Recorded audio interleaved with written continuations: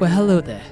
Welcome to another episode of Blockbusted. Now, you're probably wondering, where the hell have we been? We've only released 2 episodes, and we said that we were going to release an episode every Friday. And there hasn't been an episode since. There's been 2 episodes. You probably thought, oh, they fucking quit because they suck. Well, we're back at it. Shit talking movies, talking the most recent movies we saw. And yes, we're shit-talking again. I know I've mentioned that. But on this episode of Blockbusted, we delve into the art of film and what films these days are missing. And we go over a little bit of Brian's musical theater experience, and Joey talks about directing some Phantom of the Menace show or whatever. But please sit back, enjoy, and please, watch this on YouTube because video is better than just listening. Unless you're blind, I guess you just have to listen to it on Spotify. So yes, again, enjoy this episode of Blockbusted.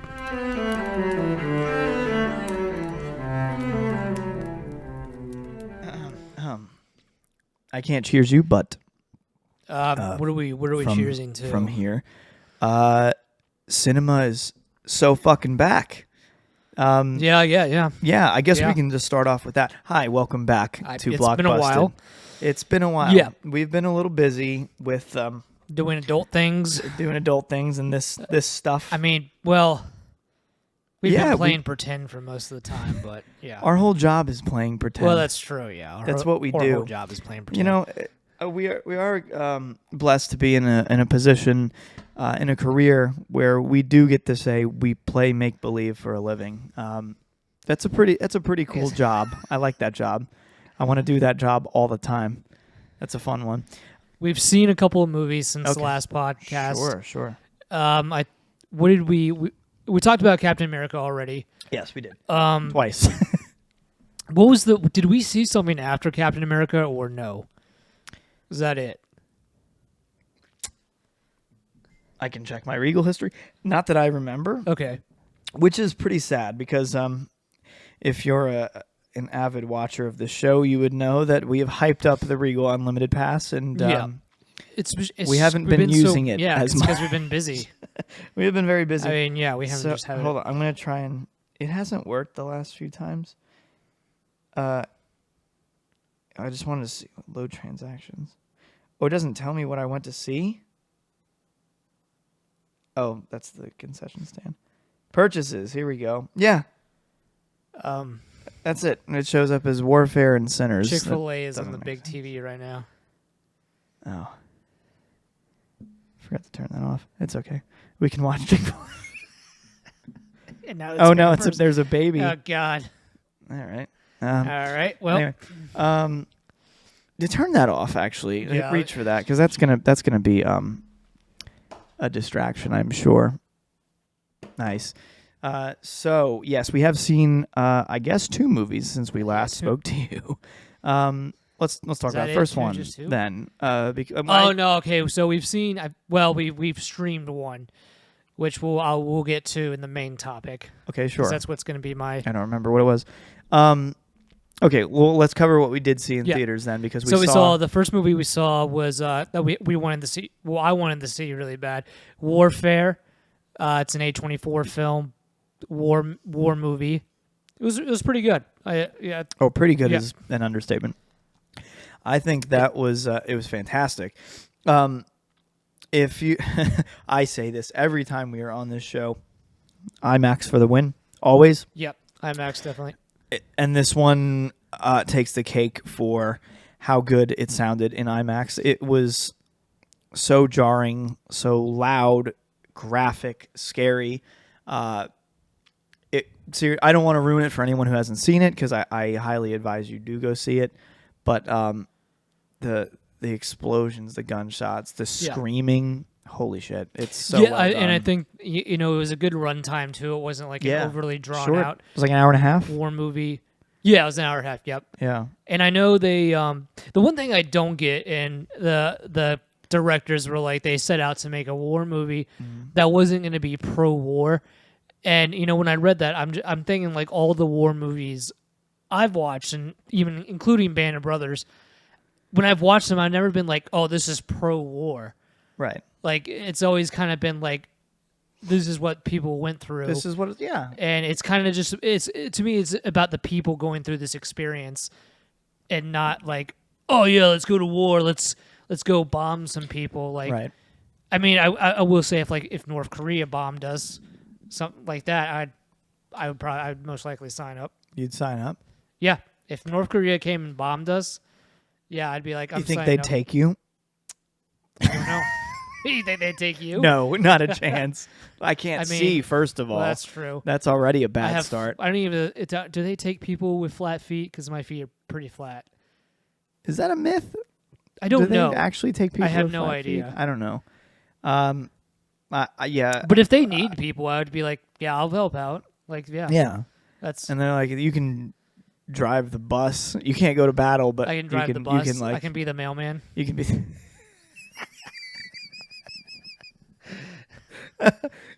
Someone knows that was directed at them.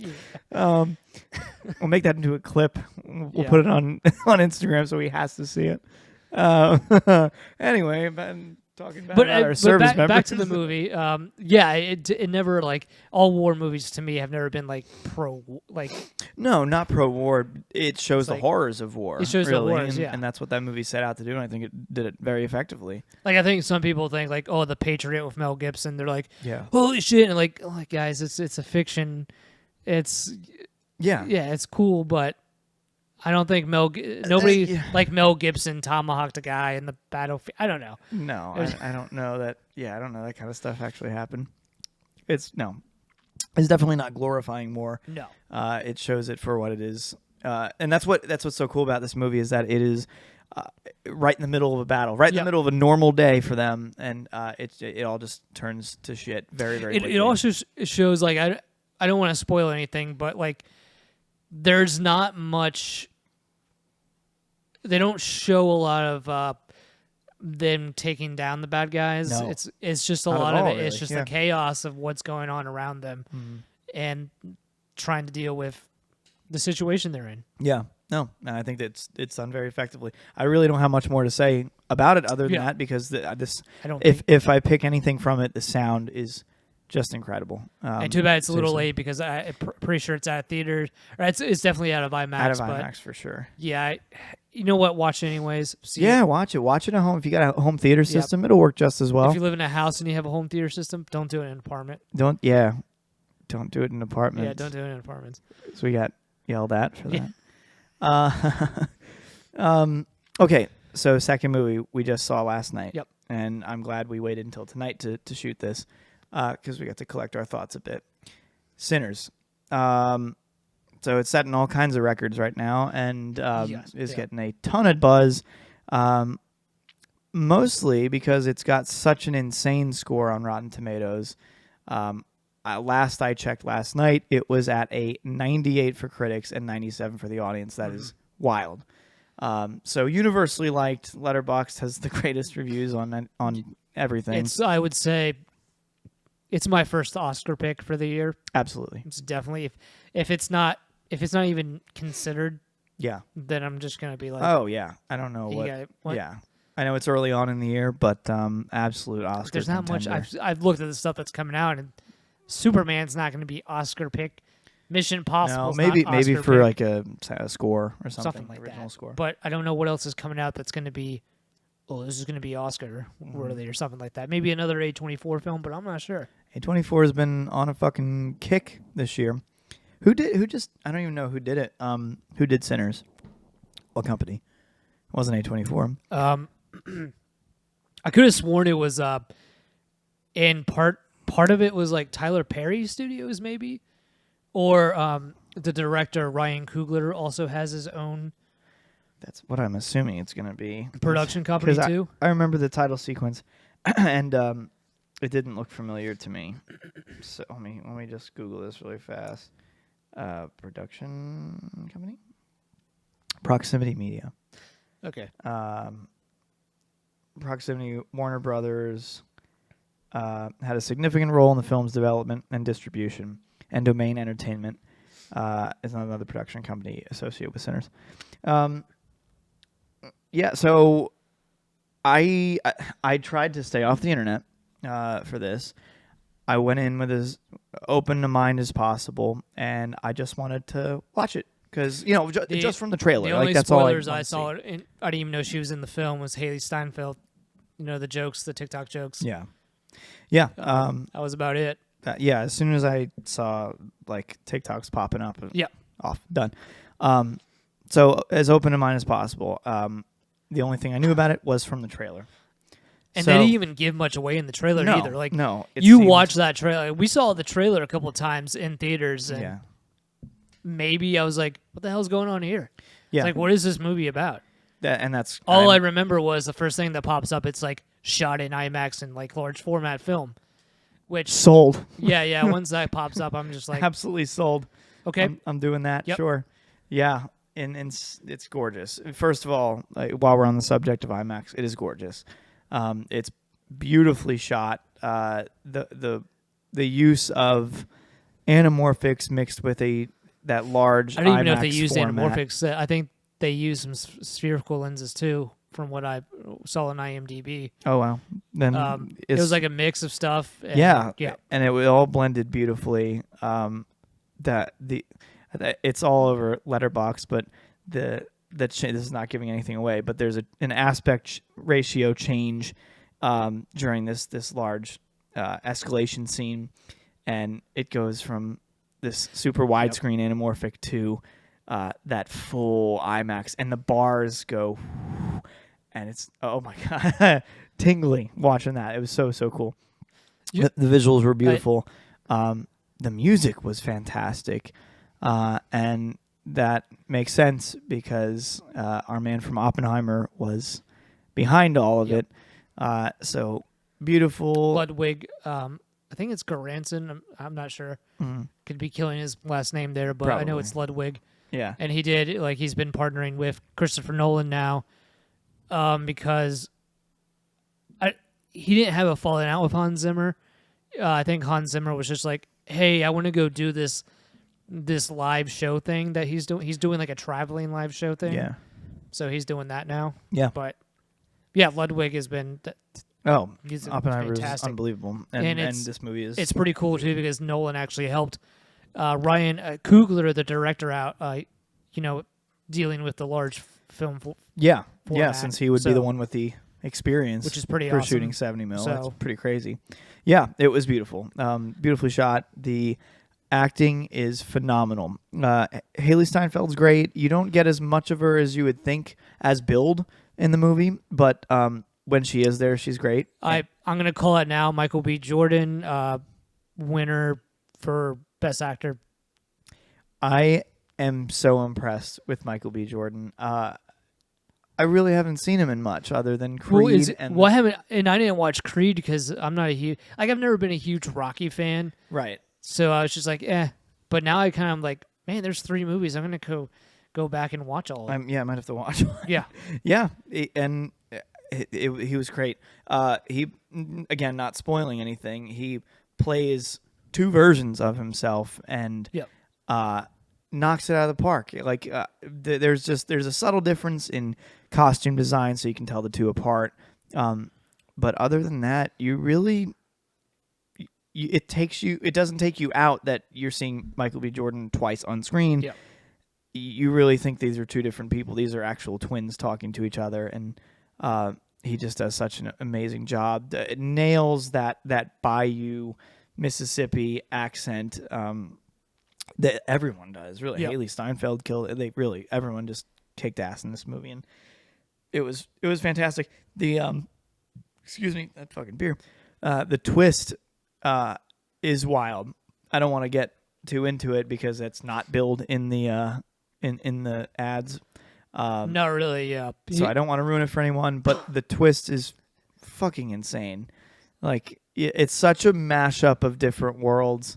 to bring into one movie that you didn't think would work, and then Ryan Coogler just kills it. Yeah. So I can't imagine seeing it on a regular screen. oh God, no. I really I would. I want so badly. I don't even give a fuck if IMAX gives us money. I want them to know how much we appreciate the IMAX format because it's unbelievable. What I really liked what Ryan did too is he reached out, he sent like a letter and just basically thanked everybody for going to see this film. And that to me, when somebody like that reaches out to thank the audience, like that's the reason they're able to make movies. That's why you're there. And that's why you do it, to make movies for people to go to the theater to see, to sit there and just like on the edge of your seat and to, live that experience. Yeah. Basically through film. So I just, that's something that you don't see, you don't hear from directors. No. Nobody comes out and it's like, oh yeah, like you're thinking the people who are, coming to see this movie, which is, that's special. And he realizes how special of a moment this is, how groundbreaking it is to have a movie that's been so universally liked by everyone. He took the time to reach out to everyone who's seen it and said, thank you. This is why I make movies. It's for the big screen, and it's for theater culture. It's for people to come together and watch this. And just a side note, and we talked about this last night, I've got to say, we had a sold-out IMAX audience. I'm pretty sure. Yeah. It was the best crowd I think I have been with in a movie theater in as long as I can remember. They were super attentive watching the movie. Nobody was crinkling fucking bags, dropping popcorn, talking, no phones out. When there were crazy scenes, everyone was kind of on the edge of their seat, and when it was quiet and serious, you could hear a pin drop in that theater, and it's because everyone was so engrossed in that movie. There was some good humor in there too. And there was great, and it caught the audience reacted. They didn't go overboard screaming and shit. It was perfect. No chicken jockey in this. No throwing popcorn in this one. So really, I applaud not just the audience we were with, but the whole crew that put that shit. And I really hope that he continues to do to shoot his movies on film. It's the same guy who did Black Panther. I really enjoyed the first Black Panther. Second one, and it's probably because Chadwick Boseman wasn't in the he passed away, but. Yeah, I hope he continues. I can't wait to see what else he does. Yeah, because people were talking about like, are you gonna do a sequel? And he's like, no, I think I want. This is kind of like he described it as like a meal, like you get the appetizer, the main course, and then dessert, blah blah blah blah. Yeah. So, but yeah, I hope he continues to shoot on IMAX. Maybe we'll see it in 70mm next. His next film. Yeah, that'd be awesome. But yeah, I really fucking enjoyed it. Good. So. Yeah, I did too. It really, I would, if it was going to be an IMAX longer, I would definitely go see it again. We'll see it's so far, it's my top. I'm going to say, I forgot, we did see another movie. Totally forgot about that one. So Sinners, Warfare, and then Mickey 17. Did we talk about that? We did. We talked about it like briefly, but okay. Yeah. That was another very enjoyable film. This has been a solid start to the year for originality, like different concept films. I could see Robert Pattinson for Best Actor, but Michael B. Jordan. Oh I think Michael B. Jordan's performance in this it was just swept it. So good. Yeah, like it sucked you in, and then that was it. No, I love like I said, the fact that nobody fucked around was great in the theater, but.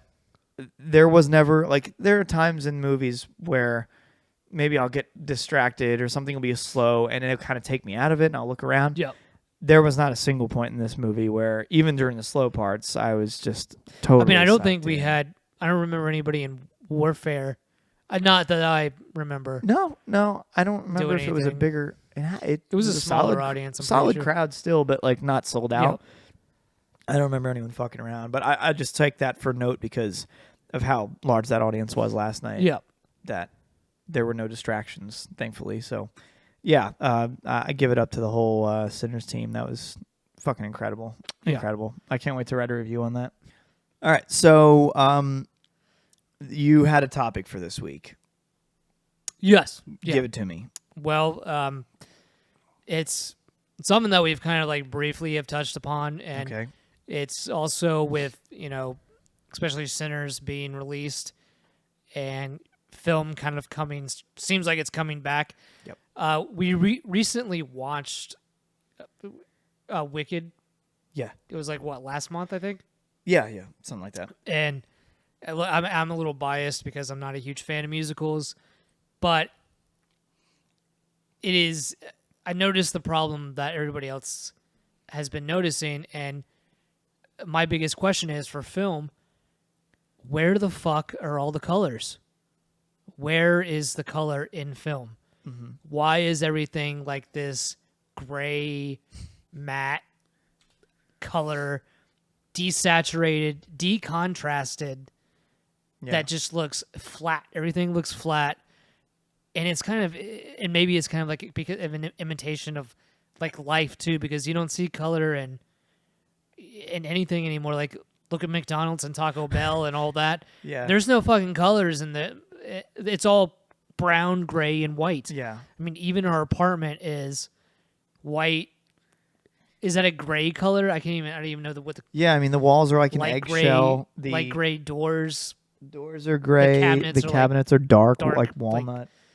Yeah, it's just Yeah. bland colors, and that's because when you watch The Wizard of Oz, it's very colorful. I know the director for Wicked was like, "Oh, well, we wanted to, show like chaos, blah blah blah blah, or whatever." But the thing is, it's every single fucking movie we watch nowadays has no color.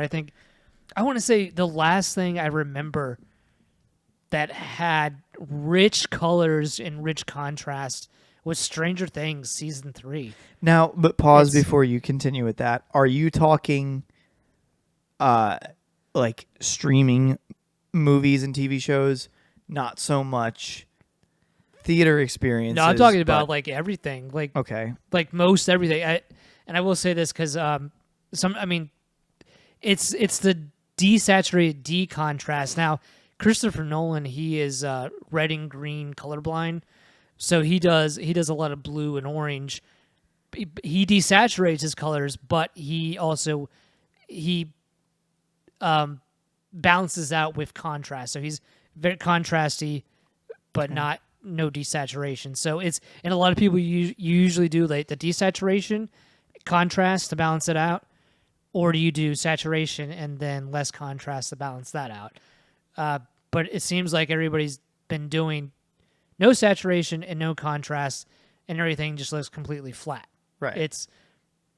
I don't know. It doesn't. I know people complain like they want to have movies imitate real life, but movies are a work of art. It should be kind of like a painting. Yeah. And you just don't see that nowadays. No. You don't see.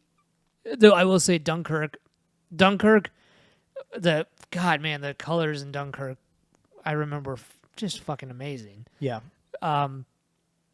But yeah, I don't know what movie we've seen recently.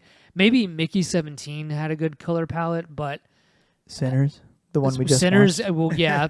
Well, Sinners was really dark. But we're talking. It's like the color palette was really dark. Yeah. I couldn't tell by the contrast. It was really grainy because it was shot on film. But yeah, and that's film is more basic too. I guess I know they color grade it.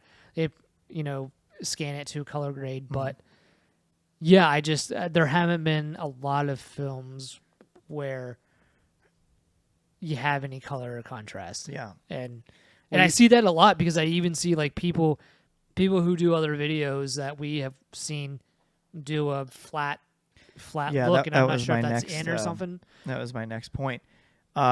Is that people? I want to make it simple and blame it on laziness, because that's the only thing that comes to mind when I see a flat-looking video with no color and like no contrast. Is they set it to log and filmed, and then didn't do anything afterwards. They didn't learn how to they didn't learn how to color grade. They didn't learn how to expose correctly.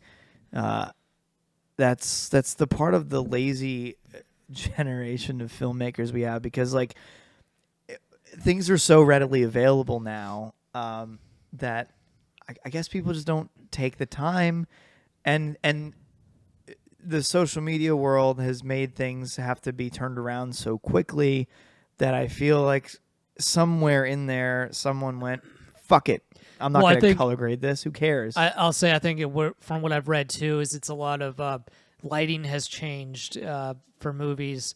A lot of movies now are shot. You have a humongous TV behind the actors, and they have to. You can't have contrast or separation because you have to make it blend in, or it's going to look like, oh, he's standing in front of a TV. Yeah. So they're using so much CGI instead of real world locations and good lighting. Yeah. And a lot of people also, another thing they picked up is, used to, like, back then, they would crush the blacks, and they're not crushing the blacks and the scene, the lighting. Yeah, everything is very, like we said, flat. Flat, yeah. And I want to say, I think CGI. I mean, look at the Marvel movies. Yeah. It's all CGI, basically. Oh, yeah. If you watch the first Avengers film, there's actually some color in that. But afterwards... Yeah, because they probably shot it on location, too. More on location, yeah. Yeah, but then afterwards, it just kind of... it's on a soundstage and on this... now, yeah, like you said, now it's all on the fucking... That 360 video screen that's all around them and shit. And I know, what's funny, too, is I know the Batman used that in some of their scenes, but the Batman has great... The Batman is so good. Fucking colors. So... Yeah. Yeah, I don't really know what's about that one, but even Interstellar had some. Oh, I loved it. Yeah, I don't know. I think I'm going to keep blaming it on laziness. I feel like maybe, and this is just my theory, is that maybe because there's a culture of flat videos and not well colored videos on social media that. I guess these film companies and these colorists see all that shit and they're like, well, that's what audiences are used to seeing. Why don't we just make it like that? It's easier anyway, instead of having someone sit there and do color grading forever and ever. We have seen videos that have, that were given the clients in log form. Yeah. That's it. There was no color grading whatsoever. So I feel like that's also a repercussion of this sort of fast-paced lifestyle we have. We need to turn things around quickly. So now film companies are kind of doing the same thing. They're like, well, you guys are used to seeing that, and it kind of cuts out some production for us. So let's just fucking make it flat and easy to shoot. And there you have it. No one's going to complain. The cinephiles like us are going to complain, but mass audiences, they probably can't even fucking tell. And that's crazy to me. And I think that's why... Or they won't complain, at least. They can tell, but they won't complain. That's why, to me, like, Sinners is so important. Christopher Nolan's next movie is so important. Yeah. Tarantino, everything they do is so important, because I've also seen people, like, I've read, like, stuff in forums where people will take movies and they will run it through a program that turns it into from 24 frames per second to 60 frames per second. Yeah. Because these people are even worse than you, and they say that watching a movie in 24 frames per second causes motion sickness. Yeah. Because the background, everything's blurred out, and that's the point. That's the point. It's cinematic. Like, I've watched Interstellar in 60 frames on YouTube, and it looks like somebody just shot it with an iPhone. Yeah, it looks like an iPhone, or really, it looks like a video game cutscene. That too, yeah. So everything looks like a video game, and that's the one thing God loved about Sinners is nothing looked like that. Nothing looked like a fucking video game. Yeah. It just, So, which amazes me, like, people are taking movies, running it through a program because, it's funny because Tom Cruise warned people about this too. I remember he did a whole campaign where he was like, people, turn the True Motion Plus off your TV, turn it off. Yeah. I was thinking we should start like a task force that goes around to people's houses to turn the True Motion Plus off on their TVs. It's great for sports. Like that's what it's for. I guess. Yeah. That's what it's supposed to be I honestly don't give for. a fuck about it for sports at all. And they're making it harder to turn off for some reason, and I don't know why. Do TV companies care about that? Jesse's TV is the only one that I run into that we have not been able to figure out. It's like not how to fully turn it off. But on every different brand of TV, it's called something different. It's not called whatever the fuck. So I think it's up. Excuse me, fuck. There's also like filmmaker mode and stuff like that. Yeah. But I noticed it on hers because when we were watching that barbecue show, I was like, I hate this. Oh yeah, it looks unnatural. It smooths everything out. Yeah. And, like if there's any camera movement, like actual panning, it looks so strange. And that really pisses me off. So can we stop putting that on televisions that are being shipped out? Nobody likes it, and I think the people that don't know about it just don't know that it's even a feature. They don't even realize that it's turned on. I don't think anybody does. How many times have we been to like one of our buddies' parents' houses and they're sitting there watching it? Eric's mom is a huge. My mom still does it. Your mom. I think I'm sure I have turned it off by now. But I've turned it off on my parents, but like we somehow go it over pops and back Eric's on. mom is watching a bunch of movies and it's all in that smooth. And that's so crazy because every time we're there, she is watching a movie. So she has fucked up every movie viewing experience she has had because she's watching it with that shit smoothing motion on. So that's really... I don't know. They can't like tell the difference. No, they don't know. And I know because people will be like, "Well, it's like how you're supposed to see or something." I was like, "No, like we see." No, yeah. I don't know. We don't see 24. I had to look this up because science says too that some people can see up to like 120 frames per second. Who the hell's seeing in slow motion? I don't know, but like most of the time when you take your hand and you wave it in front of your face, there's motion blur. It's especially depending on lighting. Like right there, it's a little smoother. Out here, where there's less lighting, it's a little choppier. Yeah, yeah. And movies set that standard back in the 20s at 24 frames a second. Well, it's it's because it was cheap to do back then, and to me, I'm thinking, well, it's a good thing it was cheap to do back then, because movies, the way they film movies separates reality, which is why I go see a film. That's the point. Yeah. I don't want to see stuff shot like it's live news.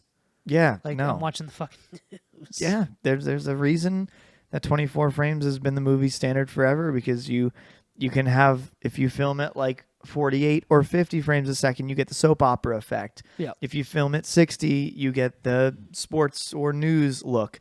And if you film it anything higher than that, it's completely unnatural, and really is only used for slow motion. So I don't get the argument. Other than that, it's the TikTok generation coming up right now, the same generation who is watching movies in like 100 parts on a TikTok account with like a Roblox video playing above it. My favorite one is the insane. GTA one where it's just a car rolling down the whatever they built. Yeah, that pissed me off. Okay, well that was your whole topic then. We covered it already. I mean, we'll call it. Done?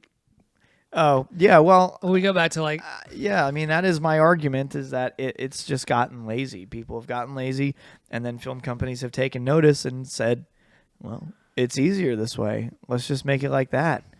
At least for these direct to streaming or big budget movies, that they're cutting out a little labor force that way. But when we just like Sinners, for instance, we just saw, that's a true art form, and that is that was.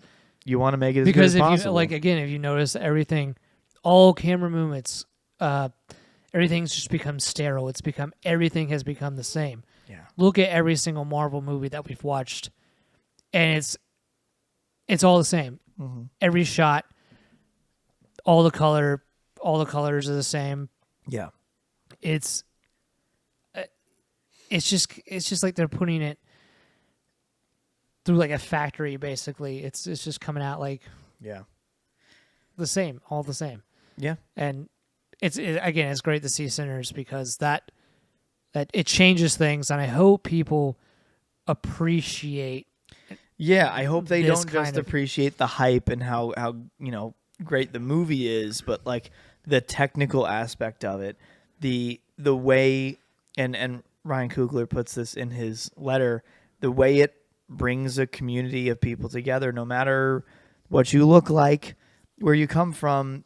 It is about being in a theater and experiencing it together, and really that's it's talked about a lot in the movie is why can't we all just be people and enjoy something together, and I think that's it's a powerful message, but it also came through in real life, and you are getting incredible audiences going to theaters watching this together, and really it's universally loved, so that's a really special thing. Now going back to like, what about you? Because I've noticed you're kind of like a saturation low contrast. I'm a saturation medium contrast. Yeah, it just depends on I don't know, it depends on the project. Like I love saturation. I love, like, not overly, don't get crazy, because like you get to a point where it gets really distracting. Mike Dickerman loves to say, if I show him some of our work, that he's like, oh, it looks like you're on Mars, or it looks like you're on the sun. So we definitely learned to dial it back a little bit to make it less in your face, but still beautiful and vibrant, and takes you, the real world outside it's beautiful, but you can make it a little more special on film, and that's what is really cool about movies, is you get to take reality and dial it a little bit. Yeah. So I like that. I think I'm in between the contrast spectrum. I think if you go too flat, then you end up with the log footage look. If you go too heavy, you're crushing the blacks, and you're like, if you're half lighting someone's face, you lose everything on one side of their face. If you get that, if you can balance that nice in between, I like to have. You don't get as much. I like to have separation. I feel like a lot of stuff I watch, there's a like separation between you and the chair you're sitting at. There's a lot of people, it looks like the person has become the chair in a lot of instances. Yeah. Because there's no separation. There's no, Well, then that comes it comes through in lighting too. Like, it plays a very crucial part in what contrast is going to do later on. But if you light for it, then you can play with it afterwards. If you light it too bright, like, as you guys see right now, it's not bright in here. We have we're going to call this our key light, because really the colored lights are our key lights, and then we've got some. We don't have any lights hanging above us. No, there's nothing above us. There's nothing else on. It's basic. I will say, like, one of the things that we talk about and what we need to improve on is lighting. I think lighting is one of our weaknesses, I would say, which we've been playing around with it. Yeah, I think we're doing pretty good right here. Looks nice. I think rolling with the punches. I think we've got the lighting as good as we can in that scenario, in that space. Yeah, I think we've gotten better with it for sure. And then there's always room to improve. I mean, this lighting changes every week we do this show, so Well, and I would like to hear from people too, especially like if you watch stuff with True Motion Plus on, why? You. Yeah, well, fuck you, and why? Like, tell me why do you like it? I don't. I think like, their reasoning is to be like, why does it matter? I don't know how to turn it off. Because I like it. It's just 60 frames. We were told one time that somebody was trying to give us video tips, and they were like, well, the first thing that you should be doing is shooting in 60 instead of 24. Yeah, I was ready to blow my brains out. Yeah, there's, again, 60, I would say, for sports, so you can smooth everything out. But you, again, you don't really care. You would like to watch football games in 24 frames? No, I mean, I think it's 60 is probably the best we're gonna get for sports. I don't Yeah, 24 would be weird. The only way I'd like that in 24 frames is if it was shot with a really nice camera and color graded and shit. Like, but there's a good mix now because we're like with NASCAR, and I think the NFL does it. It started out as the Sony A7 series, but I think they've upgraded something way nicer. That video game look that they have for special shots, like they have the TV cameras, and then they have like these close-up sort of action that's cool shots. for sports. It's great for sports, yeah. And they're not movies. I don't know what they're shot in, what frame rate that is. It's got to be 60 because the whole broadcast is in 60. But what the hell do I know? It's so smooth nice. though. Yeah, but I don't want that for a movie. No, I don't. I want the movie to take me out of reality. That's the point. Yeah. Yeah. I don't know why I just thought of Furiosa. We were talking about saturation, I think. And was it too saturated for you? The whole fucking movie sucked. I did not like it. It was a snooze fest. But yes, it was. Yeah, it's a little too saturated. I know it's like stylistic. That's what the movie is, but that's fine. A lot of people will complain about in Breaking Bad, I guess, is the one that what's it called? Did this the most. They did the when they went to Mexico, they did the orange filter. Yeah. Yeah. Yeah, maybe. I don't know. Like it was I don't know that it ever took me out of this show. I mean, I definitely noticed it. Like it was very prominent in scenes. Like I guess not really. Yeah, cuz they went to New Hampshire and it's supposed to be really cold there. And I don't remember it being like a cold blue tone, but it felt neutrally cold. But yeah, the Mexico scenes were orange. What did you think about? I will say one of the most probably the coolest color grades, even though the movie was boring and I couldn't follow it. What is that? Asteroid City. Asteroid City. I already knew it.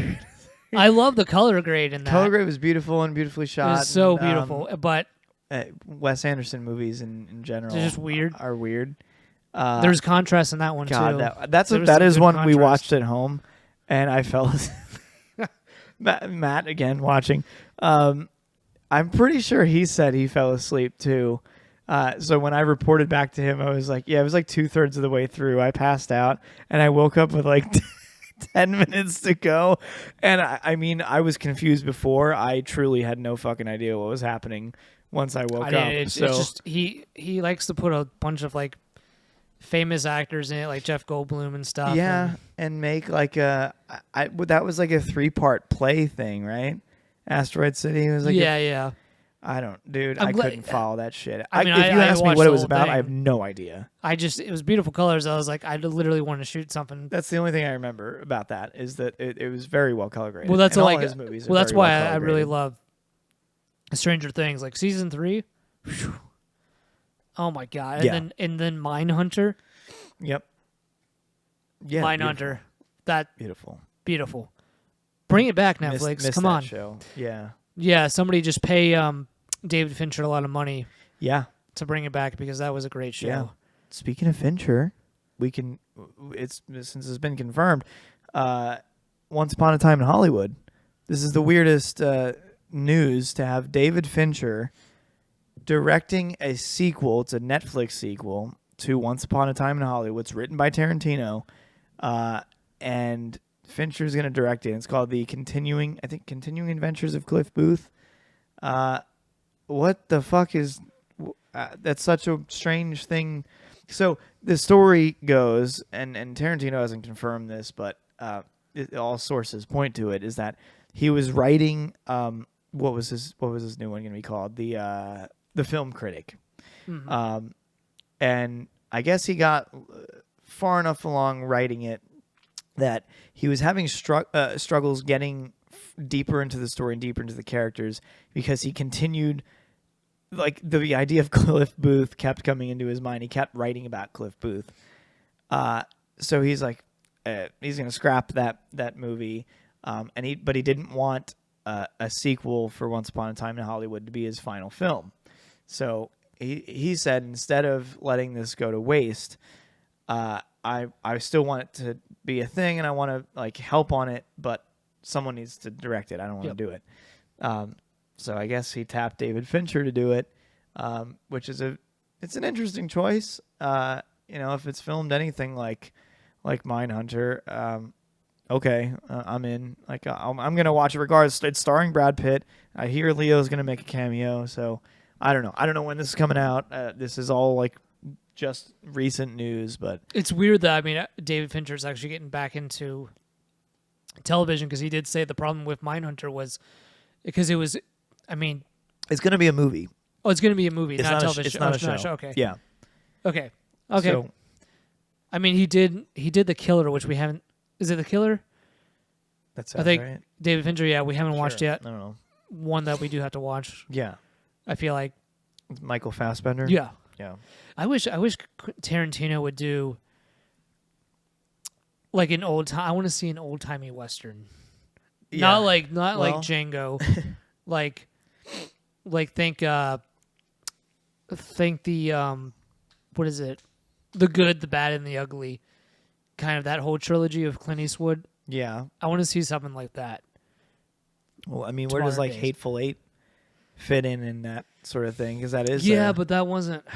It's definitely modeled around a play. It production is, yeah. Because it's all it's 3 definitely acts could have and been a play. it's in one central location. So I guess it's not so much of a western as it is a western set in like a one central location sort of thing. It's not like a gunslinger western. Another beautifully shot film, though. Oh yeah, it's ridiculous. This is, again, I'm sorry, Wicked. It just it's hard to even compare them as movies because it was so digital looking, just cinema, and one I feel it could have been one of those straight to streaming like a Netflix exclusive movie. Which is not a compliment. Netflix doesn't win awards for a reason.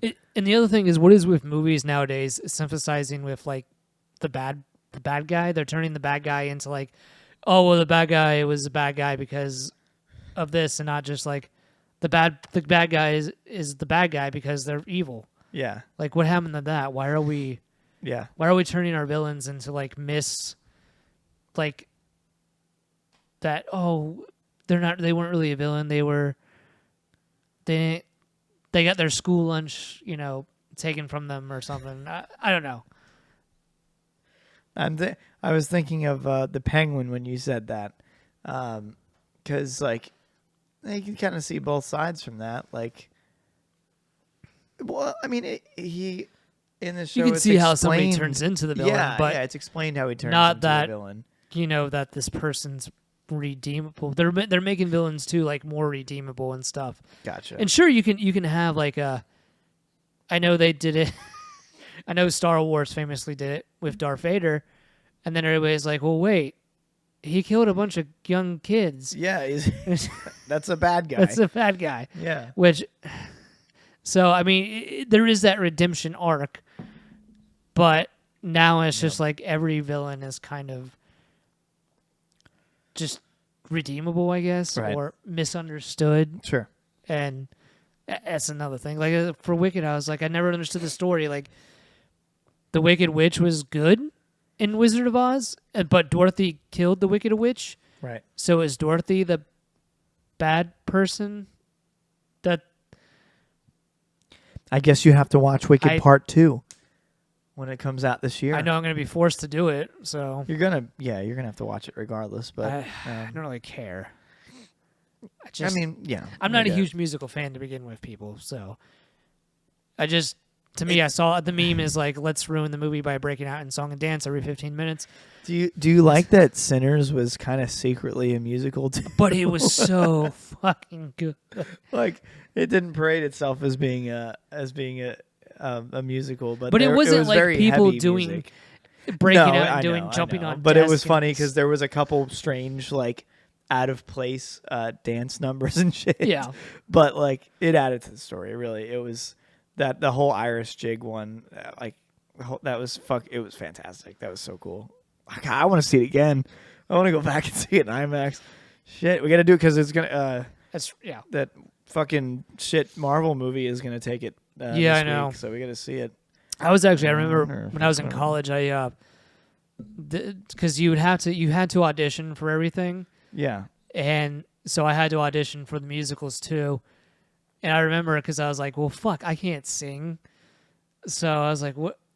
Why do I have to audition for this? I'm not a singer. You don't want to hear me sing, so let's just cut it at that. No, you still have to audition. So I went. So I remember I went into the audition. This was the first musical I actually auditioned for, and you're supposed to have a piece of music to sing and shit. And I got up there and I just started singing, "Show me the way to go home. I'm tired and I want to go to bed. I had a little..." And I got almost 3/4 of the way through this song, and the guy was like, "Stop, stop, stop, stop." He's like, "Just sing Happy Birthday." And it's like, you got me. So you didn't get the part. I left that audition, and I didn't even go look at the cast list. And so I went to the guy to be like, "Yeah, is there anything? What can I do, like, just to help out on the production? What am I doing tech wise?" And he's like, "You're in the musical." And I was like, "Oh shit!" Yeah. Oh shit! What? What did you play? I was just a background dancer. It was oh, thank God. It was called The Robber Bridegroom. Okay. And I was like, I was basically just mouthing the words. Yeah. Where I was like because I had this, one of the songs was "I Steal with Style." And it was like, "I steal with style. I don't come up and rob like some dumb country slob." And I was just like in the back singing very low and very quiet because I was like, what? Yeah. I'm not going to mix in with the chorus. So yeah, I just thought musicals aren't my thing. Yeah, no, I see a lot of trauma here. Yeah. Yeah. I don't know. I just don't like. Yeah. I would like to see the Book of Mormon though, but yeah. There's a couple musicals you should experience on Broadway for sure. There like Phantom of the Opera is absolutely one. I want to see that one so bad on Broadway. I did that in high school. We did like a whole county thing. It's called UCP. Like we all came together, and every school in the county came together to put on a show. And Phantom of the Opera is the one we did that year, and I directed that one. Holy shit, that was so cool. But that's one you want to see on the Broadway run. Yeah. Jersey Boys is amazing. That's you could probably deal with ones like that because it's like actual. Jersey Boys. Like that's Frankie Valli and the Four Seasons. Yeah. Like that's music, not. I know what you mean. Show tunes, like show tunes, which I never really fit into the theater crowd because they would all break out in show tunes every like 5 minutes.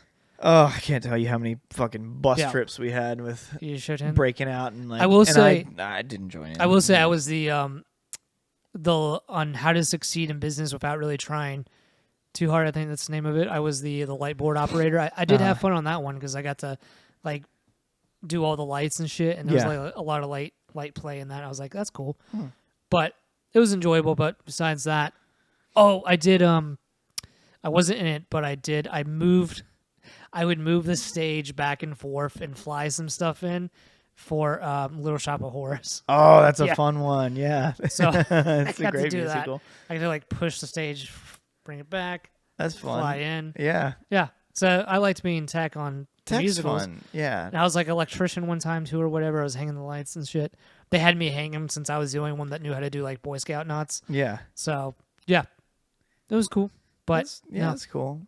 You ever wonder, like now, what it would have been like to sit in the audience and watch that shit? Like from our point of view, I know what it was like. Like when I did Phantom, in my mind at that time in my life, I thought this is high tech. This is like the big leagues. I bet this looks so fucking cool from the audience. I bet you, sitting out there, if I'm like me now, I'd be like this. Well, I remember sucks. Because I always thought like my parents would come to see my shows, and I always thought like they're probably sitting in the audience being like, "What the fuck are we paying for?" But I will say the best thing is I got to direct a portion of August Osage County. Great play. It's a movie too. Mm-hmm. It's probably one of my favorite plays. and I directed that, and so I sat in the audience, and the audience reaction when it ended was like everybody got up and clapped and cheered. Like and I was sitting behind a couple of women, and they were like, "Oh my god, that was the best one yet," and I was just like, "Nice." No, yeah. When it hits, it's really cool. Yeah. Like I remember being on stage, and it was a serious show. God, with John Lennon and Me. It's about cystic fibrosis, and it's fucking sad. But there was some scene in it where I was supposed to like be on a date with someone, and I don't know what came over me in the moment, but I started ad-libbing shit, and I improved like being freaked out by this woman, and the audience reaction like fucking dying laughter, and I had never felt that sense of pride before, and like, you know, that's a scary thing to especially improv something at the moment. Like, that's probably not a good idea. You know, I didn't do it in rehearsals. Yep. And I decided to do it right then, and it killed. And it's always like, you know, it's the same thing we talk about when like you do a multiple run of a show, like multiple night run of a show, and like one night a joke kills, and then the next night everyone, like, nothing changed, but everyone is just like deadpan. And it's really interesting. It's just like video creation now. It's interesting what hits and what doesn't. Yeah. So it's I funny too, because appreciate that. I think when we do videos, I know one of the things I think where we differ is I always would love to sit there with the client or when they watch the video. No, I don't, like yeah, watching your own movie just no, yeah, I fucking hate watching our own stuff. Like, it's good to study, but like, and it's funny to like me and you to sit here and watch something of ours, and like we can critique it, make fun of it, Yeah. and, like, take notes, talk through it. But if I have to watch that shit with somebody else, like you're there, and then we're making someone else watch it, I gotta walk away because I'm like, I don't want to fucking. And I also don't know, what they like, have to say. when we're color grading, back to colors, you can pick out, for some reason, you can pick it out more than I can. Is it magenta or pink or something like that? Yeah. And I just like, I Magenta. don't fucking see it. I don't see Yeah. where you're seeing the pink. And you're just like, oh, it looks pink. And I'm just like, Blame that on Mike Dickerman. But- That is his fault. that's his fault. Okay. Yeah, yeah. Well, it's a good thing because I feel like I've got a better eye for it now. Is that like, yeah, there was some shit I watched some of our old stuff. I'm like, wow, the white balance is off on that, or the like, colors our, are just our hue shift is weird. When we did that music video in Charleston and we did the first cut, and you go back looking at that color grade and you're just like, Yep, that's what I'm talking about. What? Yeah, like the It's pink. That's like, that's fucking pink. Yeah, that's pink. Sorry, Yeah. it's a bad view for everyone. I gotta get situated. There's like there's two different sequences in that video, Yes. and the dream sequence, beautifully color graded. That still holds up to me. Like, it looks so good.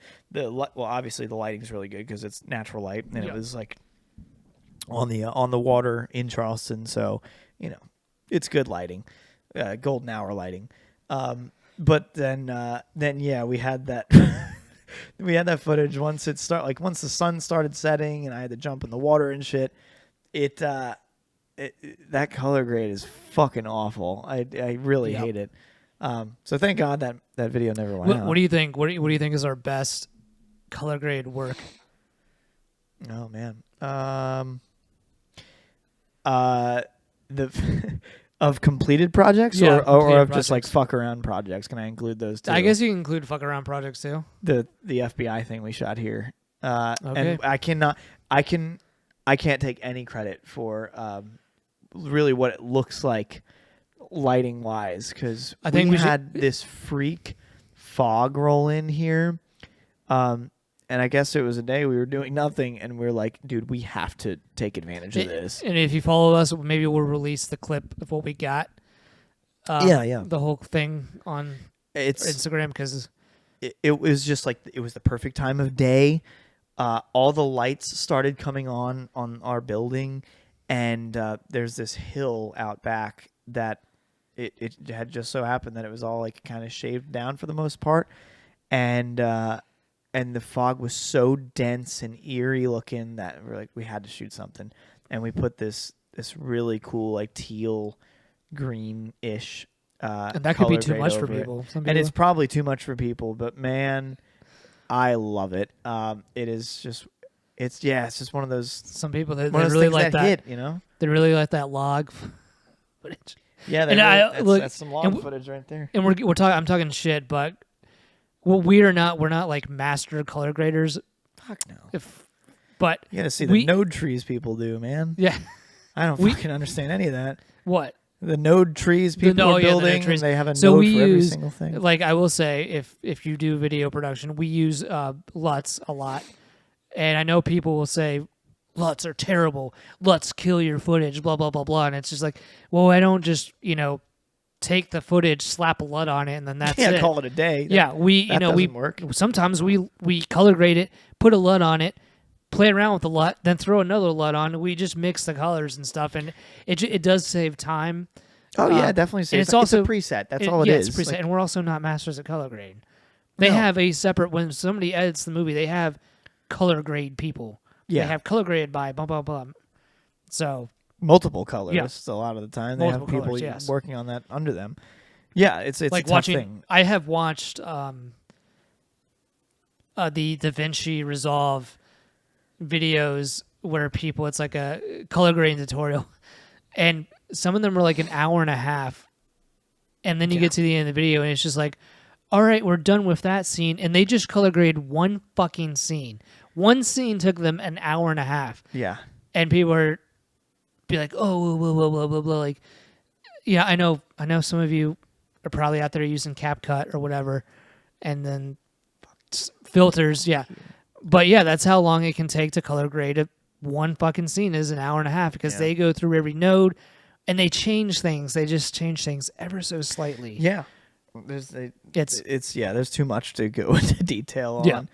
The masking of like half of somebody's face to fix a little exposure, to tweaking colors in one scene of someone being like, his skin tone's a little too orange. We're gonna dial that back just a touch. And that's our thing too, because a lot of times we have to hold ourselves back, but especially me, because when we do client work, you can't do anything like cool.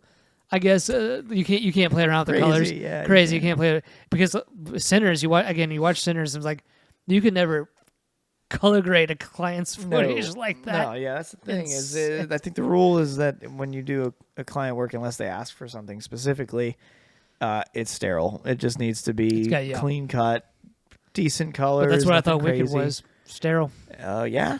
There you go. Clients want Wicked. That's what they want. Which I don't like, but I will say, not a fan of it. Not a fan of also. I know a lot of people shoot with the aperture not wide open. Yeah. Closed, would you say? Yeah.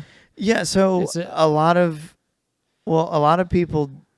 Okay, beginner. This is the rule of thumb. Usually, is that beginners want to shoot wide open. They want to shoot it whatever your camera's capable of. Ours, I think, is f 1.8, and then with our booster, it's like a 1.3 or something. 1.2. Yeah. So that's crazy. That's like super. It gives you a huge shallow depth of field, but that also leaves a lot of room for error, because my nose is going to be in focus, but the rest of my face isn't, because my nose sticks out just a little bit further than the rest of my face. So really, to compensate for that, you should be shooting it. I think we're at a 2.8 or 3, something like that right now. And then when we do anamorphic stuff. Yeah, no, we like that look, and that's a stylistic choice. I think I've seen a lot of film douches online who will say something like, oh, you become a real master filmmaker when you're shooting like an f8.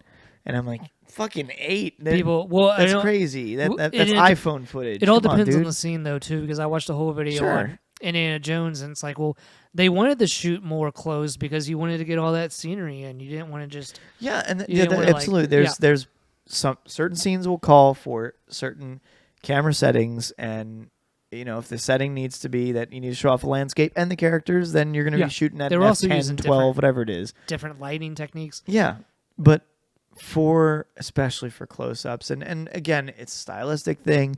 If you need to convey some sort of certain emotion in a character, you might, so your character's feeling claustrophobic and like out of touch, out of reality, then you're gonna shoot at something crazy like an f2 or an f1.5. So are we also? Do we fit in the category of those film douches? Are we film? No. I'm never gonna, like, a lot of people.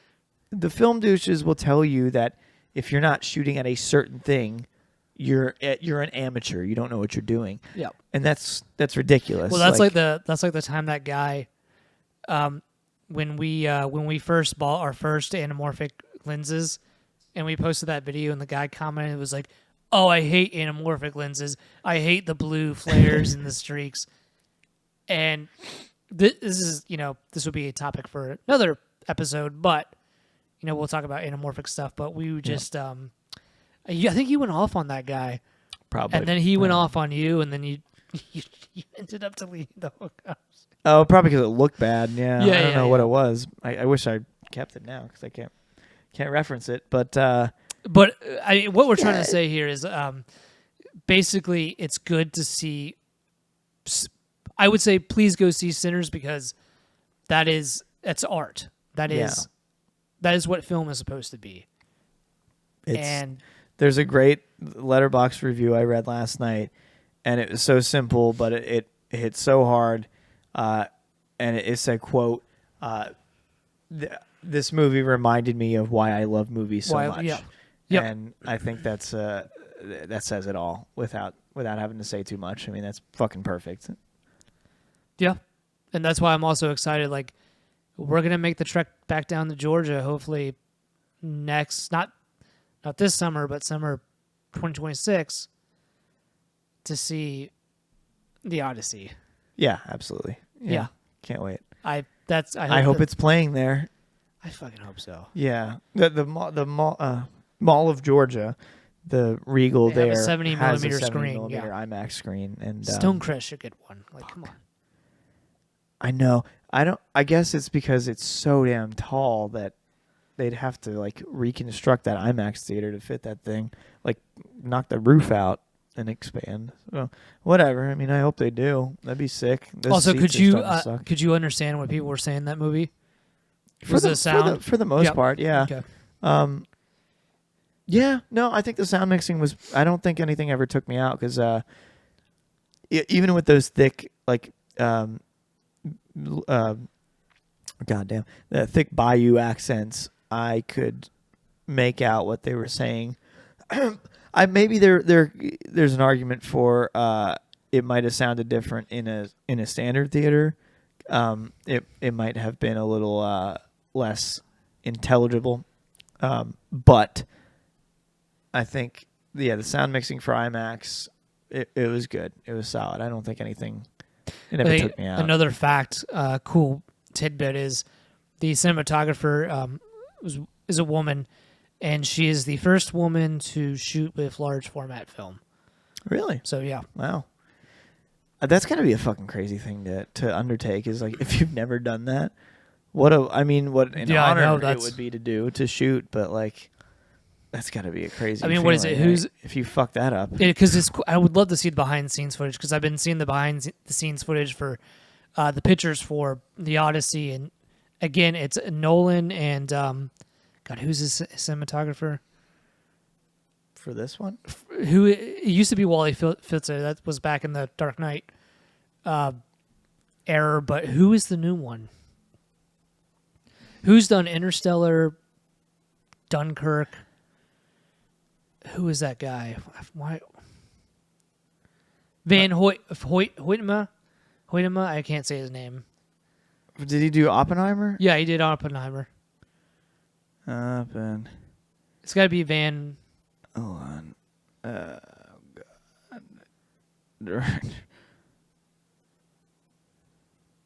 Sorry, I can't type. There we go.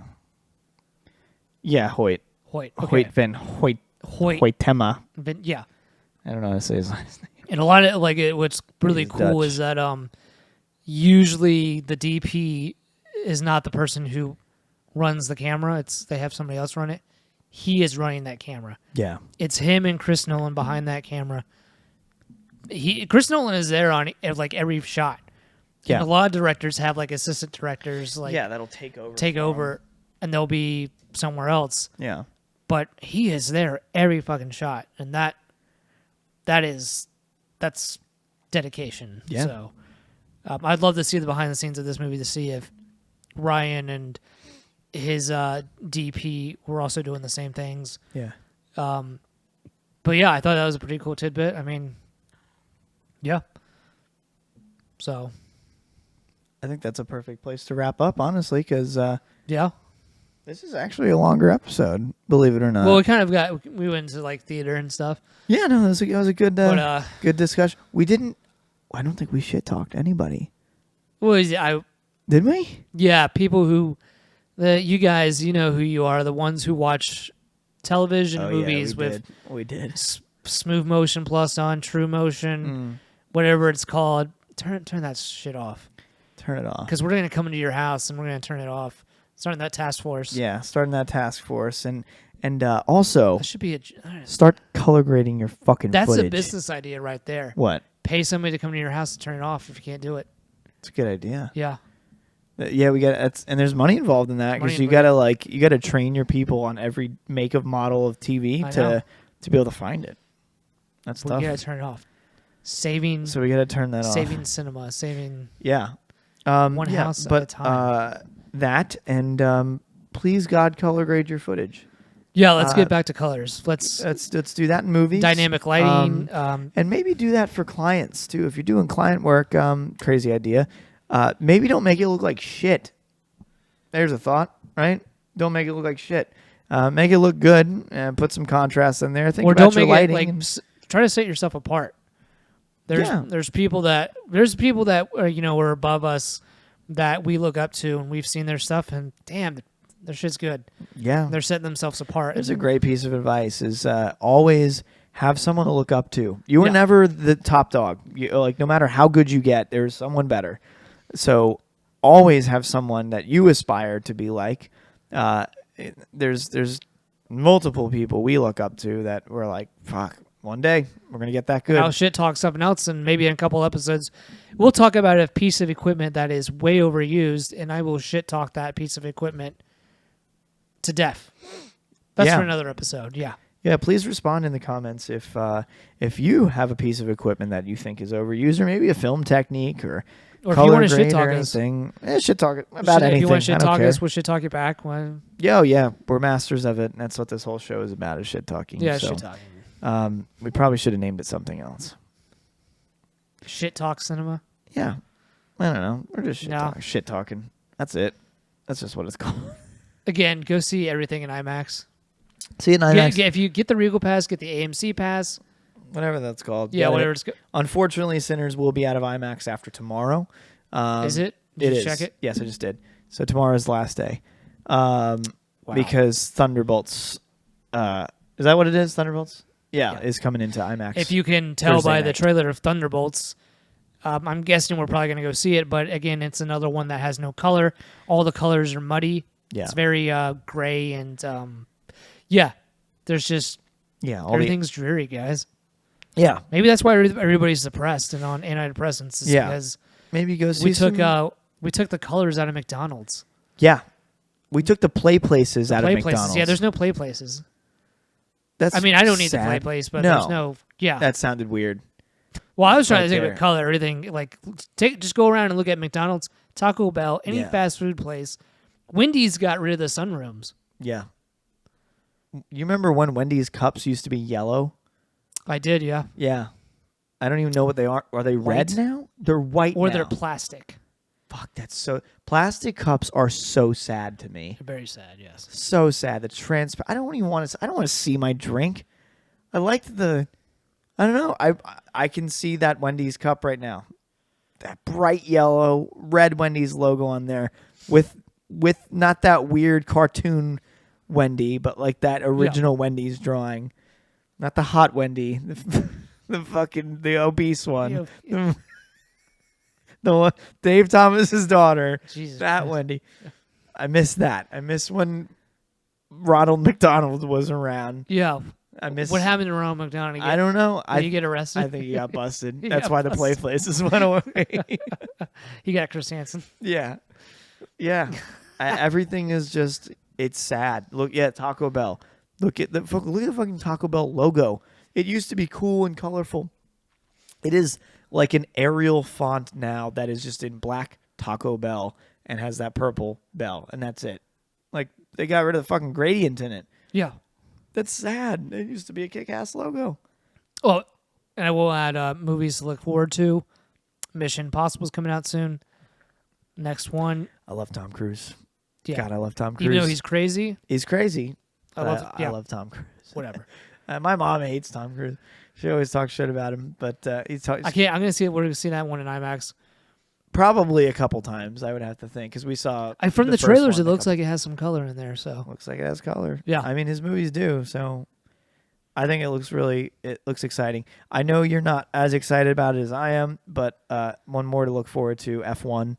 I don't really care as much about F1 as I do NASCAR, but unfortunately, in popular media, NASCAR doesn't seem to want to make a movie about NASCAR. So until then, we have F1 to look forward to, and I'm a little worried for two reasons. One, because it is an Apple film, and it might be a little clinical. I don't know. I'm gonna benefit the doubt. yeah, I could. Yeah, I just want to. I want We'll to see see it. decent. we got the pass. What is it? We're gonna see it. Yeah, we got the pass. But also, my other concern is that it is an F1 licensed film. Okay. So that they definitely had a big say in it. That worries me a little bit on where the story could go. I think this. I have a feeling this is going to be a very Top Gun-esque, Days of Thunder-esque thing, where it's like a cool, badass, topic about racing and crazy shit. But there's also going to be like a big romance thing involved, and like a lesson to be learned about being old and passing lessons along, whatever. But it looks solid. From the, I'm excited as a motorsports fan because Ford versus Ferrari didn't do it for me. Sorry, it was fine. I would probably not watch it again, but it was it was good for what it was.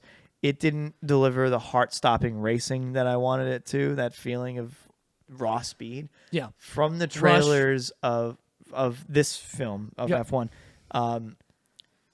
it's looking like it's leaning more towards that raw speed thing because it was filmed during actual F1 racing. Rush was also a really good film. Really enjoyed that. Yeah.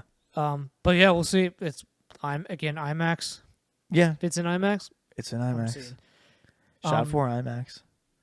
But also, guys, let us know in the comments too if you any topics you want us to cover. If you want to learn anything about the video making process, because it seems like a lot of people don't know, like what it take. Like us, we don't really know, but we're learning as we go. We know a little bit more than most people in the industry because they don't seem to care, because they want to be lazy and take shortcuts. We want to do it the right way, and we want to learn as we go, and that's what we're doing. So we'll learn right along with you. I mean, every time we have a question, we find a YouTube video, we watch it alongside while we're editing, and we figure it the fuck out. Yep. So that's what we need more of in this film world is people figuring it the fuck out. We need more creative people. And we need collaboration. That's what all this is about, is people coming together and making cool shit. So I'm excited to see what I hope the Ryan Coogler could be the next Tarantino, Spielberg. I'm excited to see what's gonna what he's gonna do here. So he's only 38. Yeah. Which, fuck. Young. Yeah, I'm almost 38. So. Oh. Yeah. Not young. Yeah. Well, you can say young still. Yeah, you can. It's like, what have I? You can say what that. What the fuck have I? He shot all 3 Creed movies and Black Panther. Fuck. Damn. Well, that's what we're gonna. We're gonna let that one sit in silence. Yeah. I'm on a different path.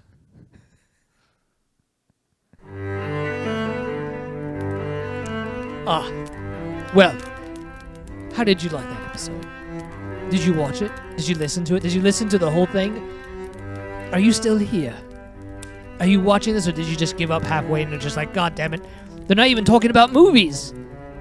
Well, I hope you learned a thing or two, because this episode was very special to me. Colors are missing from films these days, and they need to come back because the world is too dreary and too gray. As you might notice, I'm in color now. Did you not notice that? Or I don't know. Whatever. But if you didn't, well, then you need to go back and rewatch the episode again, because obviously you didn't even learn anything about film or art. But that is what we're trying to teach you here. How do I reach these kids these days? Just their TikToks and their vertical movies and videos and no color. And yes, I think you need to go see Sinners too. We talked about that. It's one of the best movies of the year, and I will say an Oscar contender. It's very good, and really, I think it brings back the art form of cinema and why we do this, why I'm sitting here talking in a fake British accent or a fake Scottish accent. I don't even know what kind of accent I'm doing right now. So, hit that like and subscribe button on YouTube. Follow us on Spotify. Follow us on Instagram and Facebook. I don't even know. Are we on Facebook? I don't know. That's maybe for older people. If you're older, maybe we'll make a Facebook for you. Also, we'll have a TikTok too. We do have a TikTok. Follow that. And please, hopefully next week we'll be back with another episode of Blockbusted. And again, please subscribe to us, because all lives count on it. This is all we have. Because I mean, yeah, this is it. But I want to leave you with this one thing. As those young filmmakers out there, if you starting film, you just bought your first camera, go out and shoot a movie. Learn how to do it. Learn how to color grade. Learn how to light. Just go out there and film it. Write your own script. Do it. Do it for the future, because AI sucks and I don't want to watch AI, so let's keep it human. Until next time on Blockbusted.